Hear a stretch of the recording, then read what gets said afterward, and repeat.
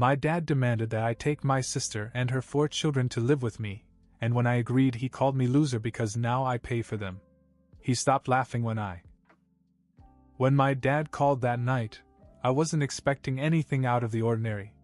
He rarely called unless there was a favor involved, but this time the favor was intense. He jumped right in, no small talk.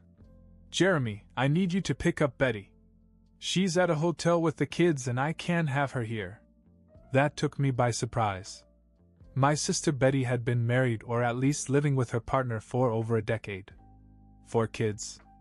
I hadn't seen much of her in recent years, but I thought she was doing well. Apparently not.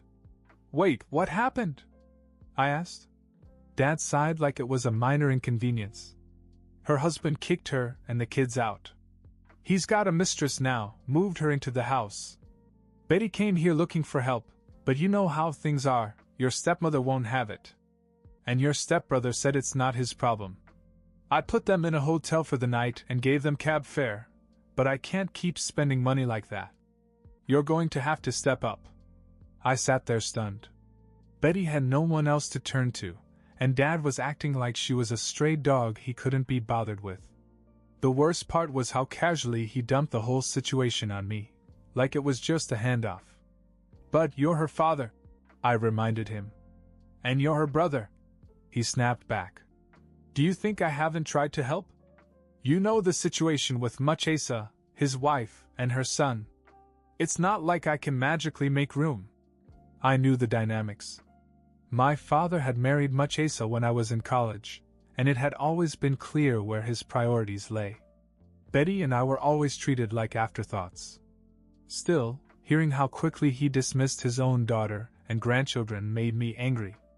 "Fine," I finally said. "Give me the address of the hotel." He rattled it off like a grocery list. Before hanging up, he added, "Jeremy, I'm glad you're stepping up.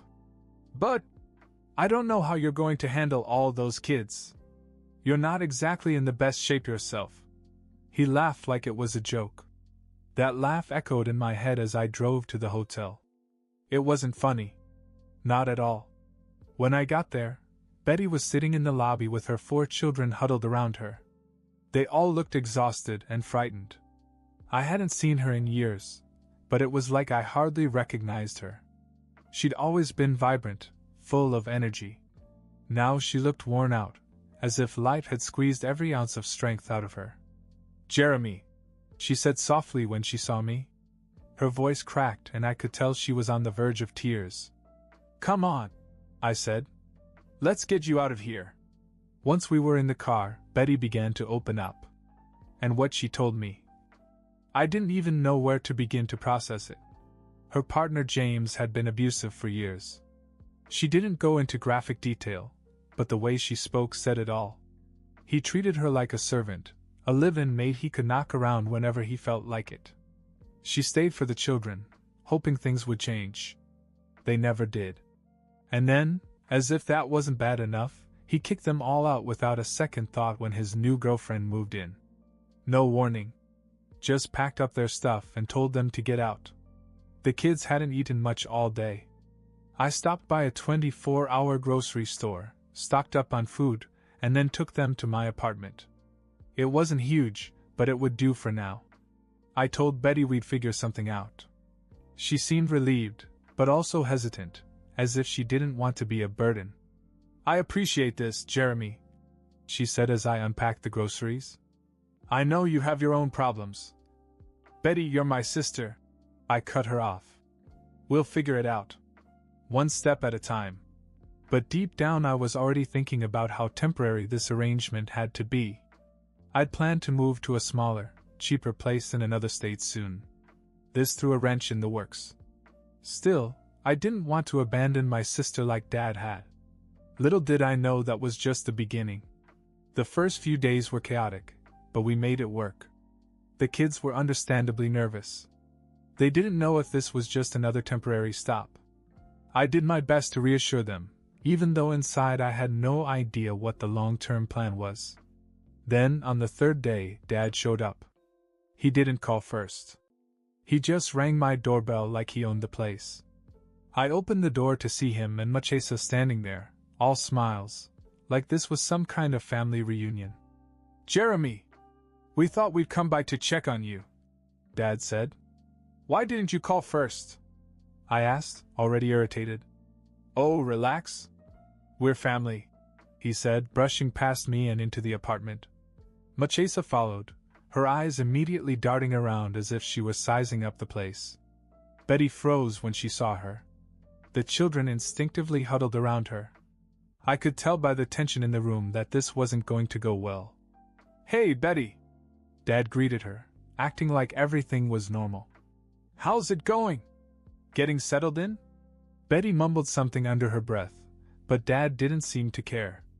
He was already looking around, inspecting my apartment, as if to judge how well I was handling his burden. "This place isn't bad, Jeremy," he said, nodding. "Not bad at all. But man, you really went for it, huh? I mean, raising someone else's kids when you don't even have your own yet?" I stared at him, not sure if I heard him right. "Excuse me?" I said, my voice low. "You know what I mean," he continued, chuckling. "It's just funny, you know? You're 35, no wife, no kids, but hey, you got Betty's bunch now. It's like a trial run or something." Machesa laughed, and my jaw clenched. I looked over at Betty. Her face was pale, her eyes wide with embarrassment. "Dad, if you're just here to make jokes, you can go," I said, trying to keep my cool. "Relax. Don't be so sensitive. We're just having a little fun." But he wasn't done. He kept going, making little jabs about how I was finally learning responsibility by taking on Betty's kids. I tried to ignore it, but when he called me a loser for life, something inside me snapped. "That's enough," I said sharply.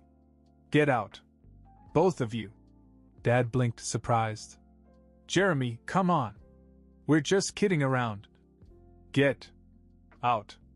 I stepped closer, and he finally got the message. "You're seriously kicking us out? Over a few jokes?" "Yes," I said. "Now."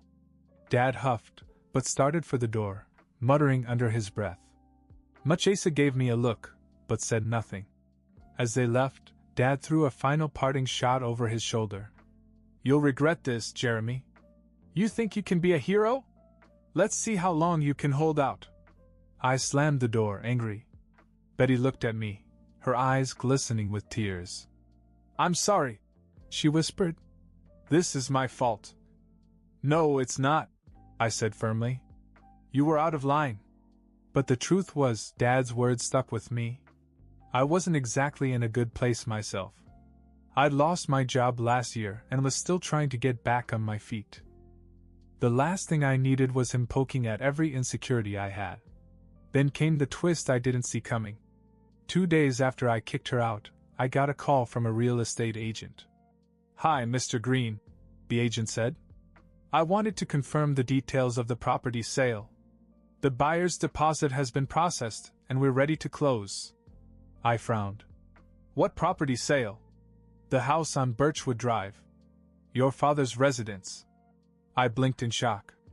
The house was still legally in my name. My mother had transferred ownership to me before she died, knowing how complicated things could get with Dad and his new wife. I hadn't thought about it in years. "Wait," I said, trying to piece it together. "You're saying the house is already sold?" "Yes, sir. We just need your final signature." I hung up and sat there stunned. Dad had never realized the house wasn't legally his. And now, with a single signature, I could end it all for him and Machesa. The irony wasn't lost on me. He'd laughed at me for taking care of Betty, called me a failure, and now I had the power to turn his world upside down. I wasn't going to hesitate. The next morning I went to the real estate office and signed the papers. The house sold for $250,000 less than it was worth, but I didn't care. I wanted her out. When everything was done, I drove over to Dad's house. When he opened the door, he looked confused to see me there. "Jeremy? What's going on?" "I sold the house," I said bluntly. "You have 1 week to pack and leave." His face went pale. What the hell are you talking about? You heard me. The house was never yours, Dad. Mom left it to me. And now it's sold. He stammered. You can't do that. We have nowhere to go. That's not my problem. You made yours very clear the last time you were in my apartment. So now you get to work things out, just like you told Betty. Marchesa stormed into the room and demanded to know what was going on. I didn't let her get a word in. If either of you continue to push, I said coldly, I will call the cops. They stood there, stunned into silence. I turned and walked away, feeling a strange mixture of satisfaction and exhaustion. Dad had tried to make me feel powerless, but the tide had turned. And now it was time to focus on helping Betty build a new life far away from all of this. It wasn't long before Dad started blowing up my phone. I received a series of texts full of insults and guilt. At first it was the usual. How could you do this to your own family? And, you're no son of mine. But then he got nastier, bringing up my mother. Your mother would be ashamed of you. One text said, you'll end up just like her, rotting away, and no one will care. That stung. I immediately blocked his number. A few hours later, Marchesa tried to message me, claiming to be the victim in all of this.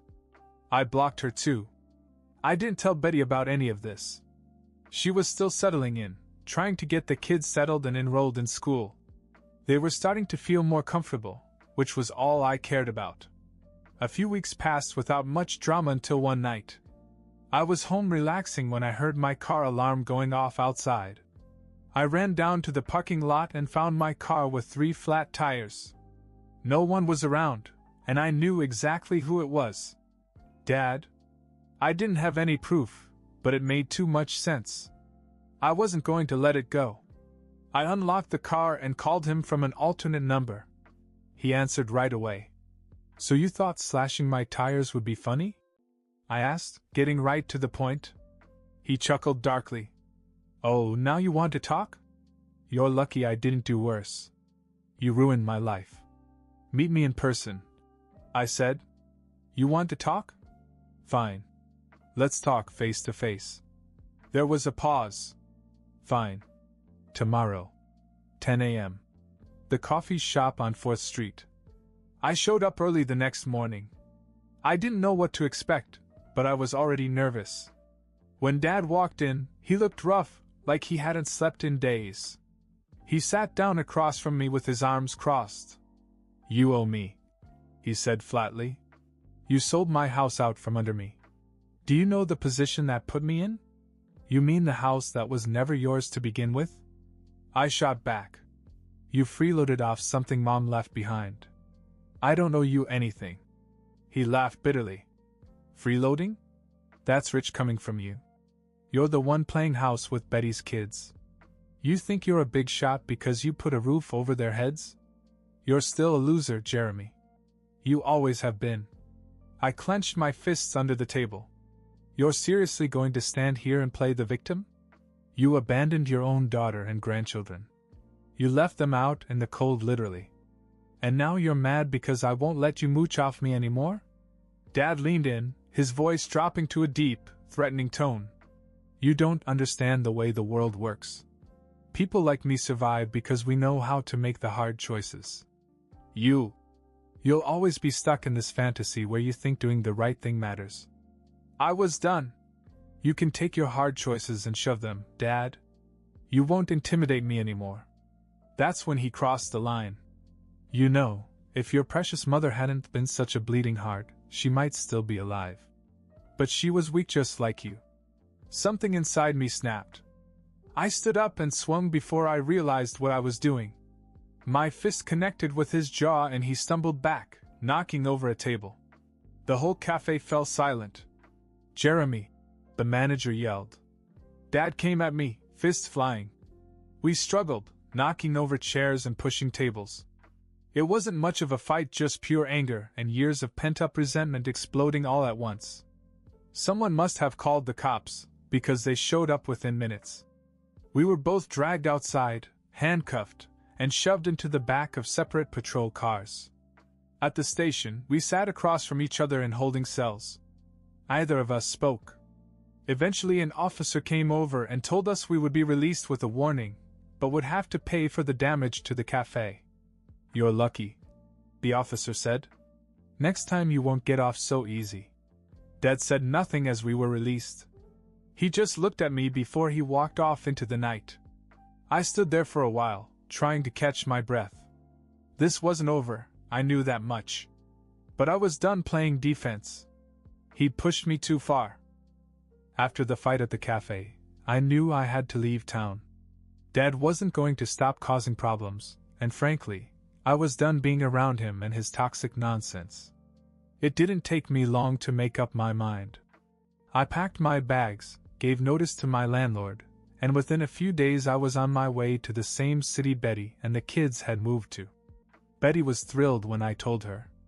"You should just stay with us," she offered, sounding hopeful. "The kids would love it, and there's plenty of room now that we're settled in." I appreciated the offer, but I knew myself. As much as I loved my sister and her children, I needed my own space. I had always been a loner, and I didn't want to impose. So I found a decent apartment a few blocks from her place. It wasn't fancy, but it was quiet, and I could afford it. Once I had unpacked my things and settled in, I went over to Betty's place to check on her and the kids. She seemed in good spirits when she opened the door, but I could tell that something was bothering her. After the kids ran off to play, she finally let it out. "Dad's been texting me," she said with a sigh. "It's always the same crap, guilt trips and insults. He keeps saying I should crawl back to him because I'm ungrateful and selfish. And then much Asa, she's worse. She keeps sending me these long messages full of curses, telling me that I'm ruining her life." I shook my head. "Unbelievable. Did you block her?" "I did. Then they started using different numbers." She gave a weary laugh. "It's like they can't handle the fact that I'm no longer under their control." I could feel the anger bubbling up again, but I forced myself to stay calm. Betty didn't need any more stress. "Ignore them," I said. "They'll get bored eventually. Let them wallow in their own misery." She nodded, but I could tell it was still weighing on her. Then she hesitated before bringing up something else. "James, my ex, found me on Instagram." I blinked. "What?" "Yeah," she said, shaking her head. "I posted a picture of the new place, nothing big. Just something about starting over. He saw it and started messaging me. He's acting like he wants to make things right.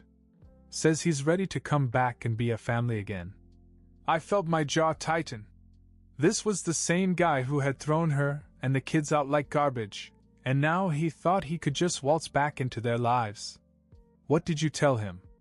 "I told him to get lost," Betty said without hesitation. "I don't want anything to do with him. And the kids, they don't care about him either. He never spent any real time with them. They barely remember what it was like when he was around." "Good," I said. "The last thing you need is for him to screw things up again." We changed the subject and spent the rest of the visit catching up. The kids seemed more relaxed now, and it was great to see them smiling and laughing like kids should. At one point, all four of them came up to me as we sat in the living room. "Uncle Jeremy," the oldest Ava said shyly. "We just wanted to say, thank you. For everything." The others echoed her. "Thank you, Uncle Jeremy." I wasn't a sentimental guy at all. I wasn't used to getting emotional about things like this, but damn, this hit me harder than I expected. You're welcome," I said, feeling a little awkward. But when I saw how sincere they were, I couldn't help myself. I leaned down and hugged them all, even though it's not really my thing. They hugged me tightly back, and for the first time in a long time, I felt good. Like maybe I wasn't just spinning my wheels in life. We spent the rest of the evening hanging out, and I left feeling more optimistic than I had in weeks. Whatever came next, I knew we could handle it. I wasn't going to let anyone tear down what we had started to build. But something told me Dad wasn't done trying to stir up trouble. Update. Hey guys, it's been a while since I last posted. I wasn't planning on doing another update, But something happened recently that I think you'll find just as wild as the rest of this mess. First of all, things have been pretty stable since I moved closer to my sister Betty.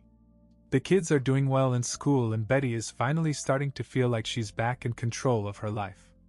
The nonsense with my dad and stepmom died down a bit after I blocked them, but I knew they wouldn't stay out of our lives forever. I just didn't expect what happened next. When Betty called me last week, I could tell something was wrong. She was shaken, but not in a scared way, more like she was completely thrown off by something crazy. It turned out that Dad had been involved in another family drama that I didn't even know about. Apparently, he and my stepbrother had some sort of falling out. From what Betty heard through mutual contacts, Dad had put a bunch of money into a failed business venture that was actually my stepbrother's idea. When it crashed, they lost almost everything, including whatever savings they had left. Here's the kicker: much Asa left him. She took what little money she had and moved in with her son. Dad was left with nothing and no one. I wouldn't have known any of this if Dad hadn't shown up at my apartment. Yes. Out of nowhere. I almost slammed the door in his face, but I didn't. Part of me wanted to hear what he had to say. He looked defeated. Gone was the arrogance and superiority he always carried with him. He even apologized, which, if you've been following my story, you'll understand how crazy that is. My dad apologized? He said he'd been wrong about a lot of things, that he regretted how he treated Betty and me, and that he realized he destroyed his own life by the choices he'd made. It was strange. I didn't trust him, not completely. But I could tell he meant it. He asked if we could talk sometime, just talk. I told him I'd think about it, and closed the door. Since then, I've gone back and forth about what to do. On the one hand, this guy has put us through hell. On the other hand, he's at rock bottom, and maybe this is his chance to finally change. I don't know if I want to open that door again, but I haven't made a decision yet. I've talked to Betty about it, and she's as torn as I am. She's not in a rush to forgive him, but she also believes that people deserve a second chance if they earn it. For now, I'm keeping my distance. I won't let him back into our lives until he proves he's serious about being better. If he wants to change, he'll have to show it over time. As for the rest of us, things are going well. Betty and the kids are thriving, and I feel like I've finally found some peace. Life is far from perfect, but for the first time in years, it's going in the right direction. Thanks for reading and for all the support you've given me on this wild ride. I'll update again if there are any more twists and turns, but let's hope the drama is finally over.